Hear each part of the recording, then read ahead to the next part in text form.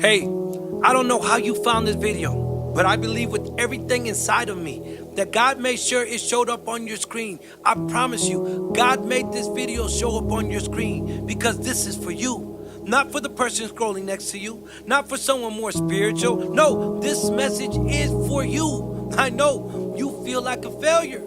You feel like no matter how hard you try, nothing changes. Like you're stuck in a cycle of starting over, and each time the weight gets heavier, you're tired. Your soul is tired. You smile in front of people, but when the door closes and you're all alone, the tears don't stop. And the worst part, yes, you feel like God's disappointed in you. You feel like you're too broken.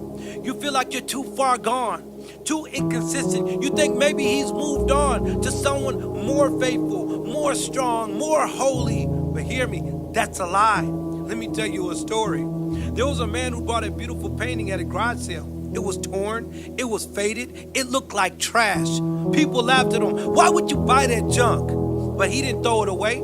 He thought and brought it to a restoration expert. Slowly, carefully, they began to clean it, repair it, and underneath all the dirt and damage, it turned out to be a lost masterpiece worth over $10 million.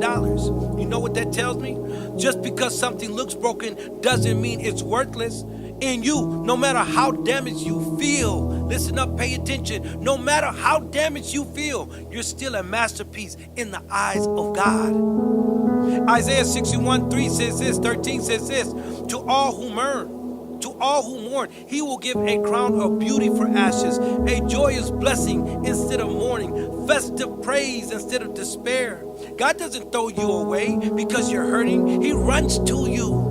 He meets you in the middle of your failure, and when others see ashes, he sees beauty. People who looked at the prodigal and said, man, forget that boy. He's arrogant, he's prideful, he's rebellious, he's disobedient. Let him go already. Let him eat with the pigs already. That's how he felt. But no, his father ran out after him. His father didn't see him as a disaster. He didn't see him as a failure. He didn't see him as a messed up. He seen him as his son.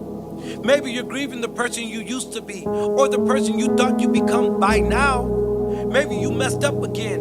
You sinned again. You feel ashamed. You feel embarrassed. But let me tell you something. You think God's tired of hearing your prayers of repentance? God's not tired of hearing those prayers. But let me ask you something. Would a good father ever get tired of his child crying out for help? I don't think so. No matter of fact, I know so. God would never get tired of hearing you cry out, Lord, have mercy on me. Lord, please forgive me. Lord, grant me grace one more time. Lord, give me strength one more time. Psalms 34 verse 18 says this, the Lord is close to the brokenhearted. He rescues those whose spirits are crushed. You've not gone too far.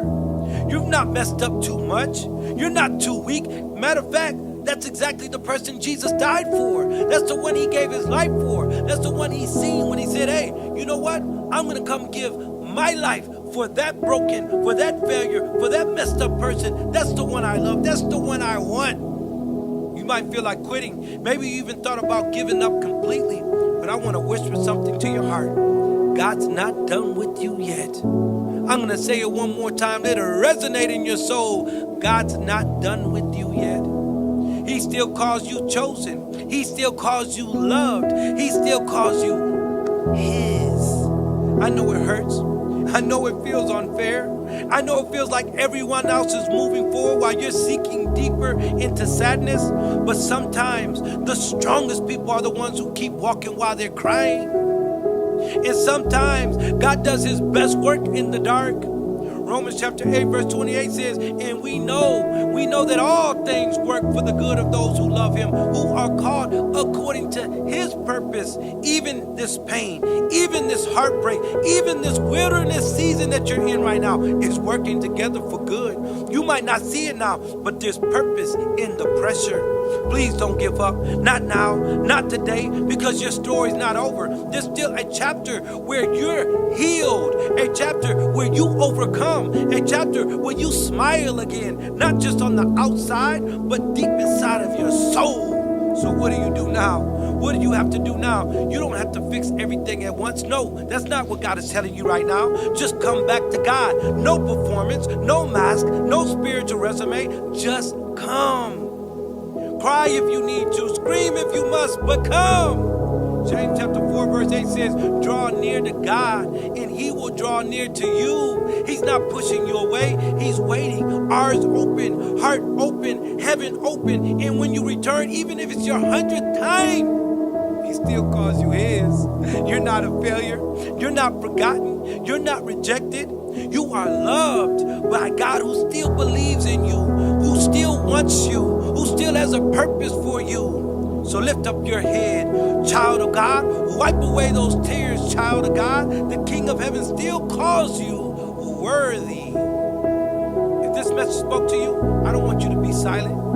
Let somebody else know in the comments. Share this with a friend who feels like giving up. And if you haven't subscribed yet, do me a favor. Subscribe to my channel. Make sure you hit that bell, turn on all notifications. You're not alone. You're not walking this journey alone. You're walking this journey together. God bless you. Keep on going. He's not finished with you yet.